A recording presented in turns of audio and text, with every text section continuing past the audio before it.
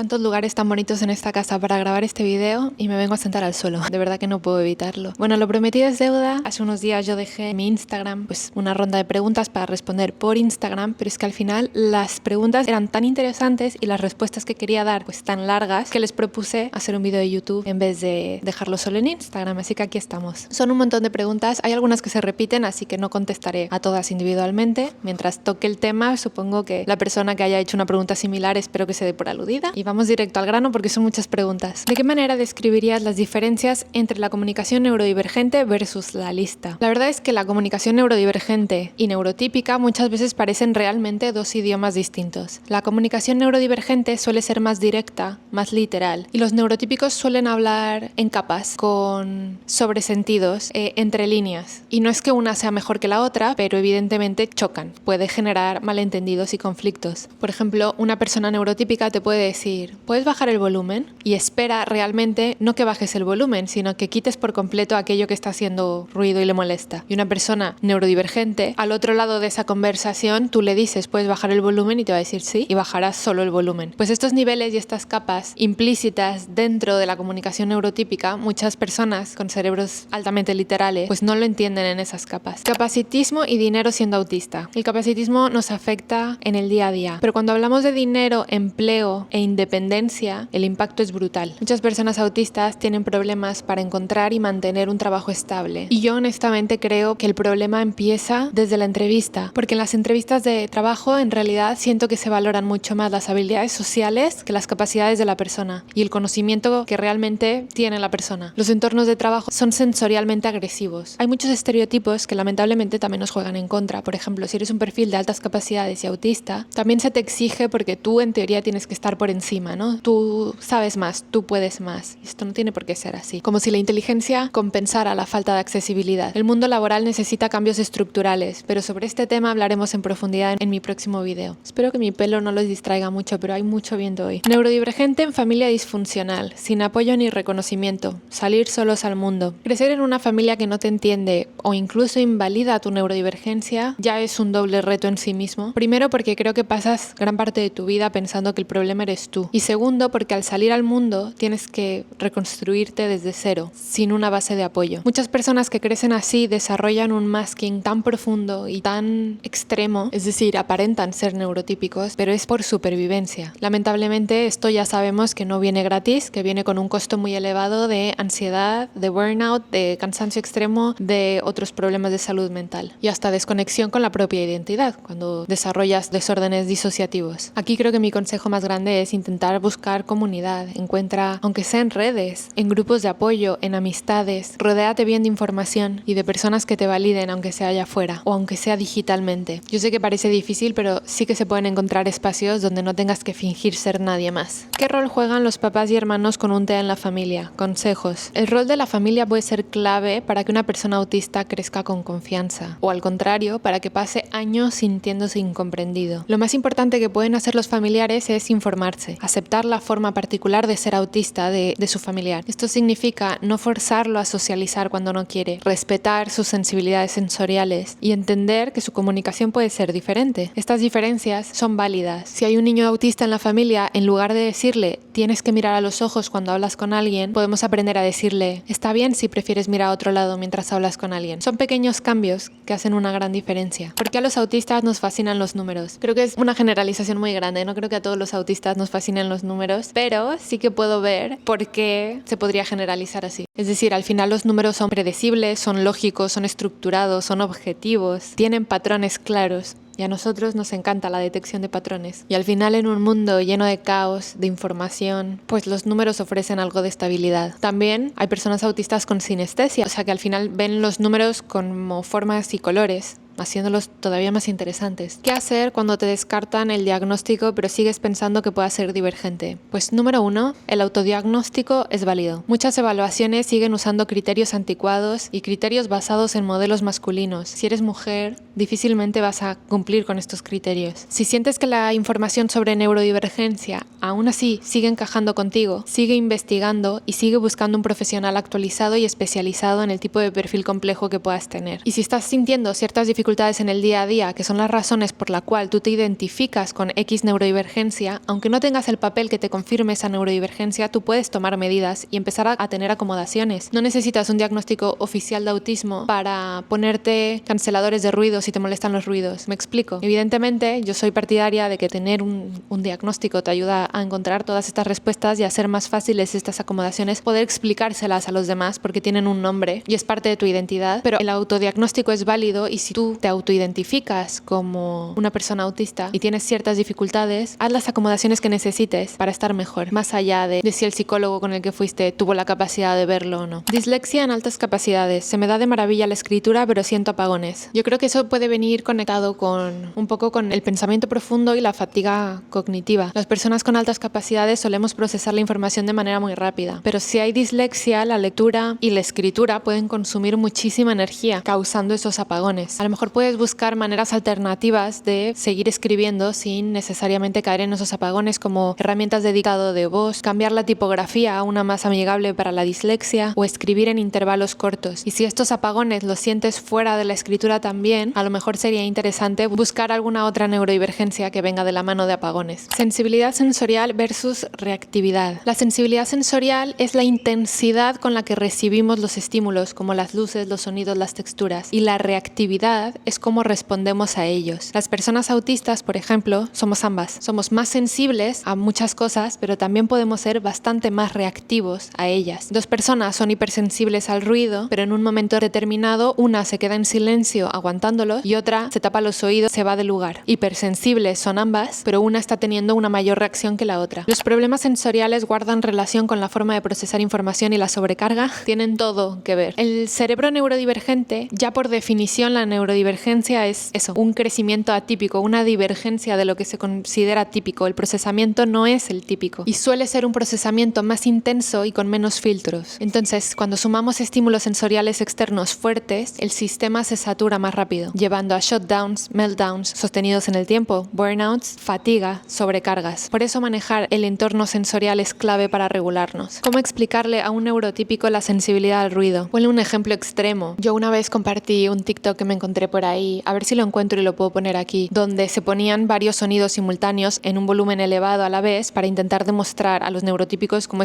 puede escuchar una persona neurodivergente con sensibilidad auditiva. Esto lo he explicado otras veces y lo expliqué más a detalle en mi último video. Hay una teoría que explica que el cerebro autista, por ejemplo, tiene una poda sináptica menos eficiente. Entonces, un cerebro neurotípico es capaz de priorizar lo que está escuchando. Si está en una cafetería con mucho ruido de fondo y a la vez está teniendo una conversación con alguien enfrente, su cerebro es capaz de separar el ruido del fondo para poner únicamente atención a la conversación que tiene enfrente. El cerebro autista no. El cerebro autista está escuchando todo el murmullo, todas las conversaciones, el ruido del traqueteo de los platos, la conversación que están teniendo enfrente, casi todo al mismo volumen. Entonces, ¿cómo no llegar a una sobrecarga así? Disociación constante. Cuando la realidad se vuelve demasiado intensa para enfrentarla, nuestro cerebro suele salir de sesión, hacer logout. Puede ser y puede venir desde una respuesta al estrés, a la sobrecarga sensorial o a la fatiga mental. Es una sensación como de estar en piloto automático, como si estuvieras viendo también tu vida desde fuera o como si el mundo fuera irreal, como una especie de simulación. Para algunas personas es directamente un mecanismo de defensa, pero para muchas otras es su manera de procesar la información. Las personas autistas ya de cajón solemos disociarnos bastante, porque el mundo no está hecho para nosotros y siempre nos abstraemos y intentamos poner un poquito de distancia. Pero también hay casos donde por otras razones se desarrolla un desorden disociativo, como es mi caso, y pues los síntomas son más intensos, más constantes, más seguido. Si la disociación es constante e interfiere con tu vida diaria, creo que vale la pena explorar estrategias para reconectar con el presente, como la estimulación sensorial, tocar algo frío o técnicas de grounding, decir 3 cosas que estás viendo, decir 3 cosas que estás escuchando para regresar al presente. Problemas de atención e impulsividad en autistas. Mira, aquí pasa una cosa muy curiosa y es que muchas veces a las personas autistas se les diagnostica erróneamente con TDAH, porque la persona autista puede tener problemas de atención e impulsividad, pero es la causa la que es diferente. En el TDAH, la dificultad para mantener la atención viene de un sistema de dopamina que no regula bien el interés. El cerebro está constantemente en búsqueda de nuevos estímulos. En el autismo, la falta de atención puede deberse a la sobrecarga sensorial, a estar en hiperfoco en un tema de interés y el mundo externo desaparece por completo. Y la impulsividad también puede venir de la dificultad para filtrar pensamientos antes de expresarlos o de la necesidad de buscar regulación sensorial. Ahora, hay una tasa de concurrencia altísima. Hay muchísimos autistas que además tienen TDAH. La manera de salir de dudas es evaluándote. El burnout es temporal o puede llegar a ser permanente. El burnout autista es un estado de fatiga extrema sostenida en el tiempo y evidentemente afecta el funcionamiento diario. Puede durar horas, días, semanas, meses. No se manejan bien los factores que lo causan. Cuando un burnout dura demasiado, puede parecer que es crónico y permanente. No lo es. Hay que identificar qué es lo que está causando este estado. Demasiado masking, falta de descanso, sobreexposición a estímulos sensoriales. Una vez que se reducen estas demandas, el sistema nervioso puede recuperarse. O sea, no es permanente. Pero sí creo que es importante saber que el burnout autista no se resuelve solo de descansa un fin de semana y ya. Se necesitan cambios reales y profundos en la manera en la que estructuramos nuestra vida. Y es por eso que muchas veces encontramos nuestra neurodivergencia cuando pasa un evento canónico grande, porque las demandas de la vida te empiezan a superar más de lo que tú habías podido sobrellevarlos hasta ese momento. Y muchas veces la gente descubre su neurodivergencia gracias a momentos como este, en el que las demandas se vuelven insostenibles y empiezas a desenmascarar en consecuencia y todos tus rasgos suben de volumen y salen a la luz. Habla del fracaso siendo neurodivergente, algo motivante. Yo siento que no he logrado mi independencia. Creo que el mundo mide el éxito de una forma muy limitada. Trabajo estable, matrimonio, hijos, vida social activa, independencia total. Pero estas métricas no toman en cuenta la diversidad de las experiencias neurodivergentes. No lograr independencia al ritmo al que la sociedad considera normal no es un fracaso. Cada persona tiene su camino, su ritmo y todas son formas válidas de construir una vida significativa. Además de que todo esto es altamente relativo porque hay gente que tiene éxito en todas estas cosas que la sociedad admira como tener todo resuelto y son las personas más infelices. Y luego hay personas que viven al día, tienen un montón de dificultades, problemas de todo tipo y no les falta nada aquí adentro. Están más llenas y más completas. Entonces, al final, el éxito y el fracaso son conceptos extremadamente subjetivos y relativos. No te dejes definir por ellos. ¿Cómo te diste cuenta que eras neurodivergente si lo que hace uno considera que es lo normal? Evidentemente, yo crecí pensando que mi manera de ver las cosas era pues, similar a como el resto vivía las cosas. Y yo, ciertas dificultades que tenía, lo veía más desde el lente de, bueno, pues no todo el mundo es bueno en algo y no todo el mundo es malo en lo mismo, ¿no? O sea, hay gente que es mejor para unas cosas y peor para otras. Y yo las dificultades que me encontraba, pensaba que iban por ahí, pues que hay gente que se le da muy bien socializar, pues a mí no tanto. Jamás me imaginé que eso, sumado a otras cosas de mi vida, de toda la vida, pues significaban autismo. El punto de inflexión en mi caso fue la maternidad, que lo he contado 1000 veces, y esto conecta un poco con lo que contesté en la otra pregunta. Con la maternidad, en mi caso personal, las demandas de la vida me superaron por completo y todos mis rasgos autistas salieron a flote. Y empecé a tener experiencias pues, más subidas de tono y al investigarlas todo me llevaba al autismo. Aparte también de que yo ya por historias personales me había identificado como PAS en su momento. Después llegué a la conclusión de que PAS es un rasgo de la personalidad, pero es un rasgo de la personalidad que está basado en criterios que son bastante similares a los de una persona autista. Y pues me fui a evaluar y efectivamente, doble excepcionalidad. ¿Crees que habrá una relación entre somatizar y la alexitimia? Sí, y es algo que muchas personas neurodivergentes experimentamos. La alexitimia es la dificultad para identificar y expresar emociones. Si no puedes reconocer bien lo que estás sintiendo, tu cuerpo puede expresarlo de otra manera. Dolores de cabeza, problemas digestivos, tensión muscular, fatiga crónica. Básicamente, cuando el cerebro no procesa bien una emoción, el cuerpo lo termina convirtiendo en un síntoma físico. Por eso muchas personas autistas no se dan cuenta que están teniendo ansiedad hasta que ya están al grado de tener un dolor de estómago. Y una manera para identificar es haciéndote un perfil sensorial y ver cómo tienes pues tus señales interoceptivas, que esa es otra, aparte también. ¿Cómo se hace con diagnóstico tardío empezar a llevar una vida autista? Esta pregunta la encuentro muy curiosa porque si tú eres autista, siempre has llevado una vida autista porque tú naces siendo autista. Entiendo lo que estás tratando de decir, es que ahora lo sabes, antes no lo sabías y puedes tomar medidas conscientes ahora. Y esas medidas pues al final tienen que estar direccionadas al funcionamiento de tu neurotipo. Empezarás un proceso, si tu entorno te lo permite, de desenmascarar, de saber quién eres tú detrás de todas esas fachadas que te has montado a lo largo de tu vida. Es importantísimo crear entornos sensorialmente amigables y priorizar la autorregulación antes que cumplir con cualquier expectativa social o externa. Es un proceso de autoconocimiento, de validación, no dejes de informarte y de aprender, pero al final no hay ninguna forma correcta de hacerlo y de una u otra manera una vida autista pues la has llevado siempre. Proceso de evaluación de autismo en mujeres adultas, perfil armónico alto y masking. Y la misma persona me pregunta identificación de doble excepcionalidad con autismo, diferencias entre este perfil y solo altas capacidades o solo autismo. Contestando a la primera pregunta, la evaluación diagnóstica de autismo en una mujer con altas capacidades, encima en un perfil armónico alto donde tus subescalas serán bastante homogéneas, alto en enmascaramiento, que ya le sube un grado de dificultad y encima siendo mujer.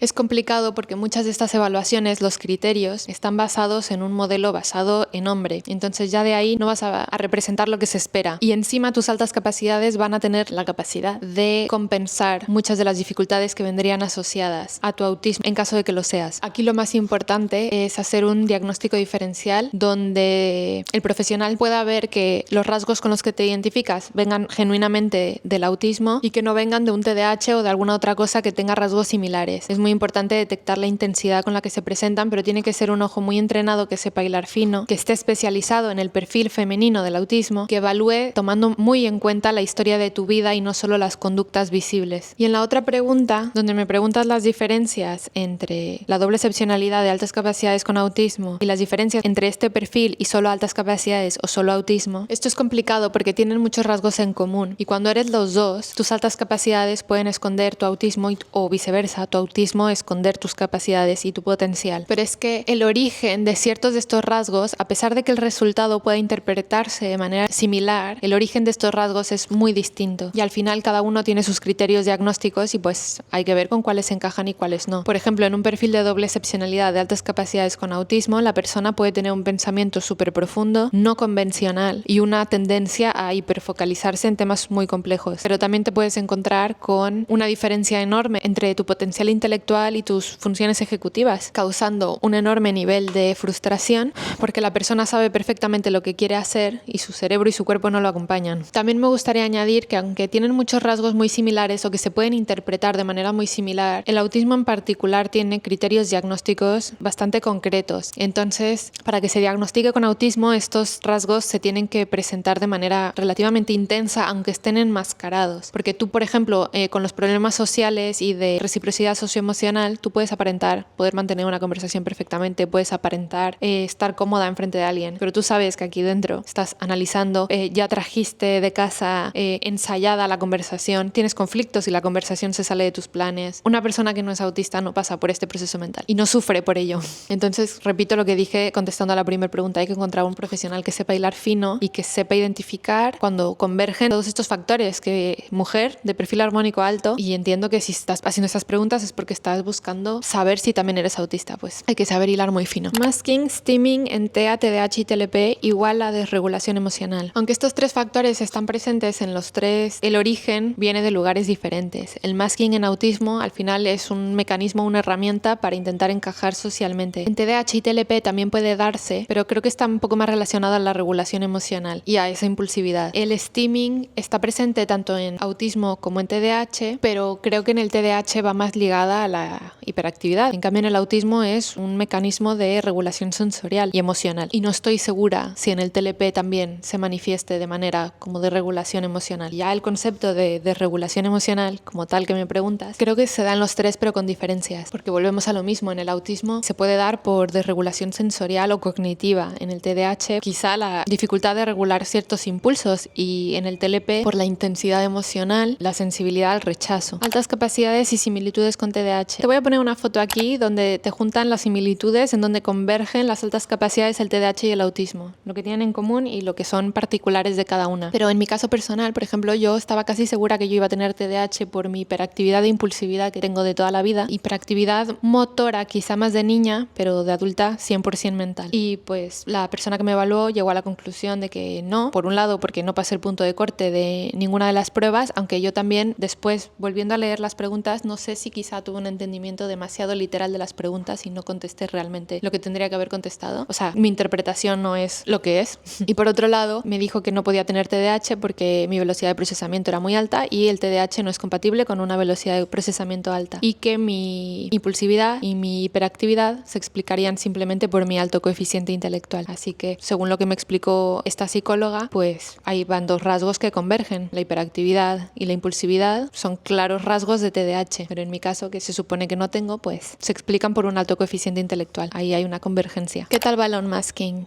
Es un proceso muy lento y muy complejo porque significa desaprender años de condicionamiento social. Al principio da miedo porque sientes que si muestras tu verdadera forma de ser o ni siquiera detectas cuál es tu verdadera forma de ser. Es muy difícil reaprender a identificar quién eres tú detrás de toda la fachada. Y pues puede salir un poco miedo a quizá el rechazo o a la invalidación o a que te estén cuestionando constantemente, a tener que estar justificando todo el rato, que al final todo esto puede llevar pues a una fatiga de identidad, que ya haré un video sobre esto también. Es un proceso de autodescubrimiento y hay muchos momentos de liberación, pero también hay muchos momentos de duelo. Duelo porque da coraje haber pasado tanto tiempo escondiéndote y también da coraje pues desprenderte de la versión que creías que eras tú. Diferencias entre doble excepcionalidad TEA con alta capacidad intelectual y alta capacidad con trauma. Esa es una pregunta muy buena y de hecho se estudia muchísimo porque el trauma puede generar rasgos en una persona que son muy similares a los de una persona autista, como por ejemplo la hipervigilancia, la necesidad de rutinas y dificultades sociales. La diferencia está en que en el autismo estas características son innatas y en el trauma son adquiridas. Entonces, si eres una persona con alta capacidad intelectual y trauma, tiene que haber un antes y un después en donde tú tengas ahora ciertas necesidades y ciertas dificultades que antes de X evento no estaban. En el autismo tienen que estar presentes siempre, que al principio pueden estar enmascaradas, que al principio tú puedes haber aprendido a sobrellevarlo, sí, pero tienen que estar. También es verdad que una persona con altas capacidades y trauma puede desarrollar una especie de rigidez cognitiva, también como mecanismo de protección, mientras que en una persona autista esa rigidez cognitiva es parte natural de su neurotipo, es natural de su forma de procesar. Habla sobre las afecciones de salud, por favor, la verdad es difícil. Muchas personas neurodivergentes tienen condiciones médicas asociadas. Hay muchos estudios que intentan encontrar por qué hay esta relación. Está, por ejemplo, uno de los más recientes, que es la teoría del conectivoma, que dice que no solamente tenemos un cerebro neurodivergente, tenemos un cuerpo neurodivergente y que nuestro sistema nervioso rige muchísimos de los otros sistemas. Entonces, si tenemos un sistema nervioso diferente, pues evidentemente el comportamiento de los otros sistemas será diferente también y será más sensible y con otras dificultades. Y también hay muchas cosas que son causa y efecto. Si tú eres una persona con un perfil sensorial donde el estímulo sensorial causa un impacto físico en ti, pues al final el cuerpo responderá de manera física a ese estrés. ¿Cómo sacar la credencial de discapacidad? Esto dependerá de cada país. Yo no alcancé a hacerla en España porque justo me venía aquí a México y aquí en México no tengo idea cómo se hace ni si hay disponible este tipo de ayudas. En España sé que primero te tenían que validar el diagnóstico. Si lo hiciste por la privada, te lo tenía que validar la pública. O sea, tu médico de cabecera, derivarte a un especialista, el especialista aceptar y darte el diagnóstico. Ya con un diagnóstico formal se solicita la evaluación de discapacidad, que normalmente en España creo que pues tienes que estar delante de un tribunal médico que valora el nivel de impacto y de discapacidad que pues tu condición te da. Pero repito, esto dependerá muchísimo de cada país. No poder hablar sobre altas capacidades por pensar que eres vanidoso. Yo de esto he hablado muchísimas veces y siempre salgo en redes diciendo que me da mucha más aprensión hablar de altas capacidades que de autismo porque la gente de buenas a primeras lo recibe con rechazo porque lo ve como que lo estás diciendo desde un lugar de superioridad, de arrogancia y es muy cansado. Yo estoy cansada ya de siempre estarme justificando. Ya de por sí yo creo que no deberíamos de sentir culpa por nuestras capacidades porque al final estamos hablando de nuestras características cognitivas. Tener un potencial intelectual superior a la media no te hace mejor ni peor persona, entonces hablar de ellas de manera objetiva como un diagnóstico no veo por qué ofende a la gente. Entonces me gustaría revertir la pregunta y que le pregunten a ellos qué problema tienen. Trastornos alimenticios en el autismo. Aquí es un tema muy interesante. Jimena González acaba de subir un video muy bueno hablando de esto. Se los dejo en la cajita de descripción si quieren verlo a profundidad. Y es que muchas veces realmente se puede generar un trastorno alimenticio, pero muchas otras veces son características de la propia condición que se manifiestan justo con la comida y se pueden interpretar como un trastorno alimenticio. Como por ejemplo la hipersensibilidad sensorial, la necesidad de control. Si tienes ARFID, que es un nivel elevado de alimentación selectiva, pues obviamente vas a empezar a rechazar comida. Tu rigidez cognitiva, tu necesidad de rutinas va a crear pues a lo mejor un sistema de alimentación súper estricto, pero porque es tu sistema y no necesariamente porque haya un verdadero trastorno alimenticio detrás. O a lo mejor ese puede ser el inicio y que derive después en un trastorno alimenticio. Entonces creo que cada caso se debería de evaluar de manera individual. El tema que me parece interesante son las obsesiones. En el autismo lo que muchas personas llaman obsesiones son en realidad los intereses especiales, que no son caprichos ni simples pasatiempos, son uno de nuestros rasgos más grandes y son una parte de cómo procesamos el mundo. Estos intereses pueden durar toda la vida o cambiar con el tiempo, tener más de uno, pero es verdad que suelen ser bastante más longevos que los intereses profundos o los intereses que se presentan en otras neurodivergencias. Muchas veces desde fuera se pueden percibir como un problema porque pues no quieres hablar de otra cosa, tú solamente quieres hacer el infodumping del año con ese tema en particular, tu mundo gira alrededor de ese tema y pues se pueden pueden generar problemas sociales porque las otras personas pues quieren hablar de otras cosas y tú solo vas a querer hablar de eso. O por contra, estás tan abstraído y tan en tu mundo metido en investigar, en leer, en saber y en envolverte en ese interés en el que pues el mundo exterior desaparece y dejas de participar. Entonces, desde el foco externo muchas veces puede parecer un problema, pero los intereses especiales no son ningún problema en sí mismos y de hecho yo estoy convencida de que son parte importantísima de la salud mental de una persona autista. Es una fuente increíble de aprendizaje, de creatividad y, si la vida te acompaña, inclusive, pues de encontrar tu carrera profesional. Potencializar las ventanas o fortalezas del autismo. Esta pregunta me gusta mucho porque cuando se habla de autismo o cuando se habla de doble excepcionalidad, que se ve desde el enfoque de tengo altas capacidades pero soy autista, como desde esta definición original de que es un potencial junto a un déficit, que enfoquemos la narrativa en que no es nada malo, que es solamente algo diferente. Desde el paradigma de la neurodiversidad, enfocarlo desde sus fortalezas y no desde sus dificultades me encanta. Pero es verdad que hay que tener ciertas consideraciones. Una persona autista que tenga un entorno sensorialmente controlado, donde se le permita su especialización, su tema de interés, y eliminando el capacitismo interno que tenemos todos, porque me incluyo, porque yo también tengo que terminar de pulir ciertas cosas en mi manera de expresarme, te puedo asegurar que va a ser una de las personas que más va a brillar. Somos personas con pensamiento lógico, creativos, tenemos una detección de patrones que da muchísimo miedo, una atención al detalle, hiperfoco, y al final cuando todas estas cosas se dan juntas en un entorno sensorialmente amable, sin capacitismo, y donde tienes la libertad de enfocarte en tu área de interés, es que no veo una combinación más perfecta que esta. Sexualidad, bisexualidad, relaciones abiertas suelen ser más comunes en neurodivergentes. Aunque son conceptos distintos, sí que hay estudios que sugieren que las personas neurodivergentes tienen más probabilidades de identificarse pues fuera de la norma y que esa divergencia se vea en todos los aspectos sociales. Creo que viene muy de la mano pues de que tenemos un pensamiento divergente, nos cuestionamos muchísimas cosas, nos cuestionamos las mismas normas sociales que a lo mejor hay otras personas que siguen de manera automática sin cuestionárselas. También influirán muchísimo, creo yo, los factores sensoriales y emocionales, y al final nuestra manera de pues sentir atracción o de interactuar con otra persona pues son divergentes, son diferentes a lo que suele hacer la sociedad. Alteraciones del sueño. Tengo un video hablando en profundidad sobre esto, te lo dejo aquí. Múltiple excepcionalidad, TEA, TDAH, altas capacidades, concentración, burnout, dificultades. Las múltiples excepcionalidades ya son un cóctel, porque es que ya una condición sola pues viene acompañada de sus desafíos, y pues cuando hay una combinación, sobre todo cuando yo creo, cuando son TDAH y autismo juntos, pues es que en muchas cosas son similares, pero en muchas otras son directamente opuestos. Entonces creo que es un tira y afloja que puede ser pues bastante agotador. Porque por un lado el autismo buscará estructura, predictibilidad, rutina, el TDAH va a querer estímulos todo el rato.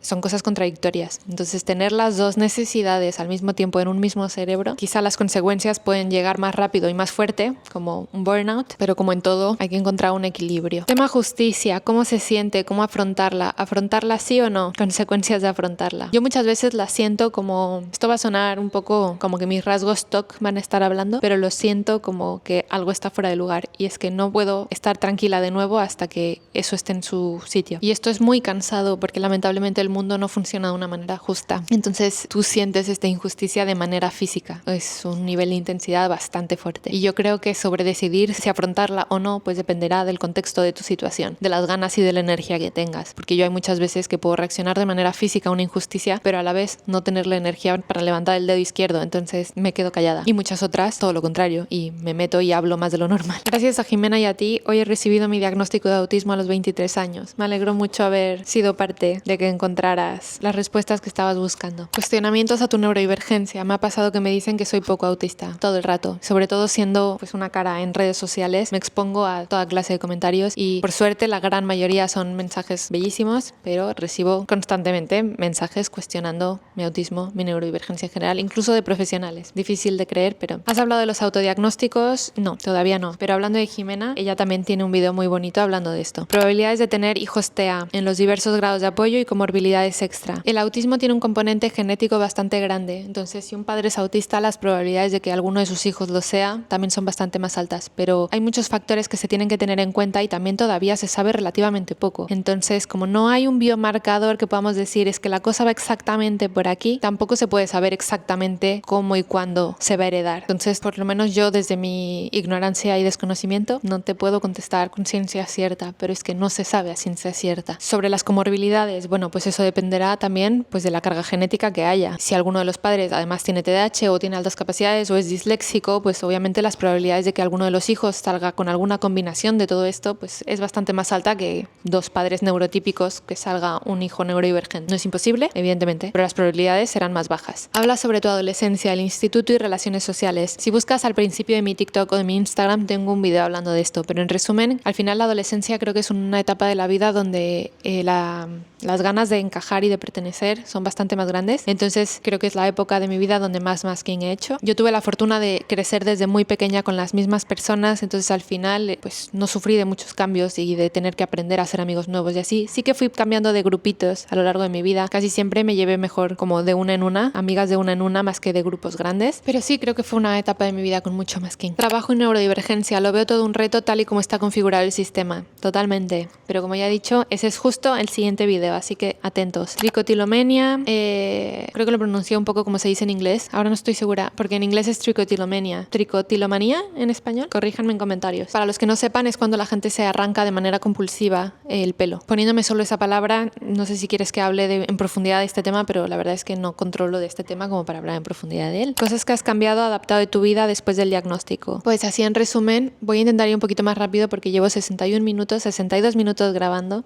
y todavía me quedan bastante más preguntas. Escuchar mi cuerpo y mis límites, acomodar sensibilidades sensoriales. Cuando voy detectando que estoy llegando a mi límite, lo verbalizo, lo intento comunicar o me desprendo del entorno. Intento permitir mis necesidades sociales reales. Intento que ya no me dé tanto querer cumplir con expectativas sociales si mi cuerpo no corresponde, y desde luego dejar de sentir culpa por mi manera de procesar las cosas. ¿Con quiénes suelen congeniar en parejas altas capacidades, TDAH y autismo? Mira, este es un tema muy interesante porque a pesar de que las respuestas pueden ser diversas y dependen muchísimo de contexto, situación, gustos, etc. Yo sí creo que una persona neurodivergente, pues al final uno elige su contexto. Y entiendo que muchas veces la gente pueda decir, ay sí, ahora resulta que todos son autistas o ahora resulta que todos tienen TDAH, porque una persona lo diagnostican y de repente a un amigo le hace tilín y va, se evalúa y pues resulta que también. Pero claro, es que tenemos un código de comunicación distinta. Entonces es más probable que hagas clic con personas neurodivergentes, lo sepan o no lo sepan. Entonces, si tú eres una persona neurodivergente, vas a hacer clic más profundo con otra persona neurodivergente. Eso tenlo por seguro. ¿Cómo identificar altas capacidades, autismo y TDAH en reuniones sociales, aulas, fiestas, calle? Mira, la identificación se supone que tiene que venir de un profesional. Si el camino es tuyo, pues el autodiagnóstico es válido. Pero ya ponerte a descifrar quién es quién, yo lo hago, ¿eh? Yo lo hago, soy culpable desde mi diagnóstico y desde que esto se convirtió en un tema de interés, empiezo a detectar señales y es como una especie de radar. Y tú dices, esta persona, es que te lo firmo, que es autista, o esta persona es que este comportamiento me grita TDAH, porque solamente tienes que hacer un paso atrás y comparar, y el niño así, tiqui, tiqui, tiqui, tiqui, y todos sentaditos tranquilos, ¿no? Entonces, claro, pero no puedes tú diagnosticar a la gente, más allá de si eres profesional o no, solamente por ver rasgos aislados. Tienes que tener en cuenta un montón de factores.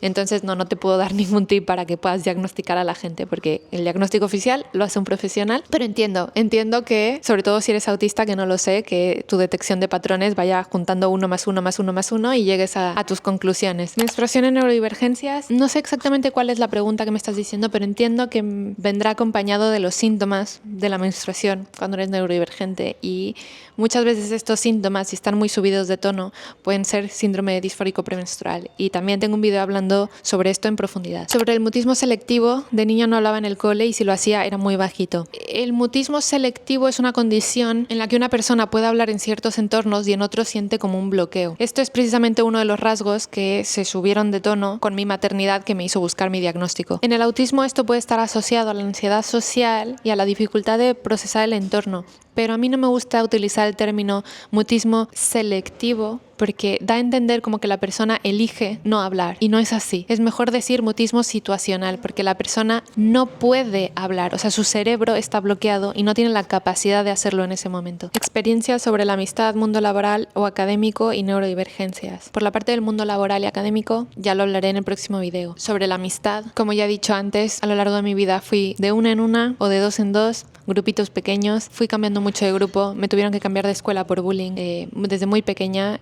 pero en mi nueva escuela es lo que dije antes, que conviví con las mismas personas hasta el bachillerato. Aunque eso me funcionó bastante a favor, es verdad que hay dinámicas sociales que no están diseñadas para nuestra manera de interactuar. Puede ser muy difícil encontrar personas con las que realmente conectar a la profundidad en la que tú quieres conectar, pero también tengo la teoría de que todas las personas que retengo hasta la fecha, que son pocas, todas son neurodivergentes, de una u otra combinación. Y de hecho una de ellas la acaban de diagnosticar con autismo. Así que para mí tiene todo el sentido del mundo. También socialmente, y espero que no me acribillen en comentarios, así como con el tema de las altas capacidades, pero creo que socialmente una cosa que jugó a mi favor, sobre todo a partir de la adolescencia, es tener un físico normativo, porque somos animales sociales y muchos de las normas sociales de cómo funciona el mundo se valora mucho esa parte. Entonces puedes tú ser aceptado solo por eso. Entonces creo que eso me jugó a favor, y lo digo entre comillas, me hizo encajar más no pertenecer, porque no creo que sea lo mismo, pero en una manera muy superficial, porque profundamente pues tampoco no era mutuo. Me encantaría saber cómo te regulas en esos momentos complicados. Tengo bastantes problemas para regularme, sobre todo siendo mamá, pero cuando ya estoy llegando hacia mi límite es como le doy la niña a mi esposo o a cualquier familiar que esté conmigo, intento quedarme sola y en silencio. Evidentemente el steaming sube, el masking baja, intento validar mis emociones, porque aparte de todo pues también me juego en contra la alexitimia, ¿no? Que es como empiezo a sentir muchas cosas y me doy cuenta de ellas demasiado tarde. Entonces bueno, sigo aprendiendo yo también. Encajar o pertenecer, adolescencia, vínculos con pares, validar y fortalecer la personalidad. Pues esto un poco va de la mano con lo último que dije en la otra parte. Encajar y pertenecer no es lo mismo. Pues por ejemplo desde el ente neurodivergente, pues hacer masking y parecer neurotípico para dar el pego y encajar, pero realmente no perteneces, porque para pertenecer la gente tiene que aceptar quién eres realmente. Entonces primero te tienes que mostrar cómo realmente eres. Para mí la sensación de pertenencia la he sentido al 100% con familia, con mi pareja y con muy pocas personas sueltas, pero a lo largo de mi infancia y de mi adolescencia yo internamente nunca tuve la sensación de pertenecer a nada, y desde luego de estar completamente fuera de lugar. Repito, en la adolescencia quizá di más el pego, por masking, por mi físico, por lo que ustedes quieran, pero es como mucho, quizá ahí encajé más, pero de pertenencia nada. Lactancia y autismo, por favor, tu experiencia en esa sensación. Te escribí por privado y nunca lo viste. Sí que lo vi, pero es que recibo muchísimos mensajes e intento verlos todos, pero no puedo contestar a todos porque muchos me dejan parrafotes que yo pues no tengo el tiempo ni la capacidad emocional ni el conocimiento ni, en fin, responder a todos. Pero la lactancia para mí fue muy difícil. Dimos un año de lactancia materna, solo 4 o 5 meses de lactancia materna exclusiva, después fue con fórmula y luego ya con alimentación complementaria. Para mí fue muy difícil porque ya de por sí estaba en un estado de sobreestimulación altísimo. Repito, la maternidad fue lo que me hizo buscar mi diagnóstico. Entonces, claro, constantemente en shutdowns, estaba como en un burnout permanente. Y el contacto físico, claro, tener a alguien encima y encima pues la sensibilidad de la succión en la lactancia, pues es un tema complicado, y yo muchas veces quise dejar de hacerlo, decidí no hacerlo y hasta el año lo dejamos, pero sí era difícil tanto por el contacto físico como por la sensibilidad. Pero sí quiero dar el mensaje de que si eres madre no tienes la obligación de dar lactancia materna, no tienes la obligación de dar el pecho directamente, puedes extraerte si lo toleras, y si no lo toleras, hoy en día la fórmula está bastante bien hecha, que sí, que nada se compara con la leche materna, pero tu bebé se va a alimentar y tu bebé va a crecer y tu bebé va a estar bien. Entonces ya por favor dejemos de ponerle tantos pesos encima a las mujeres, que ya suficiente tenemos como para encima ahora sentirnos obligadas a cómo tenemos que criar a nuestros hijos. Si eres neurodivergente y eres madre y no toleras la succión, hay otras maneras de alimentación. Y hasta aquí creo que eran 50 preguntas,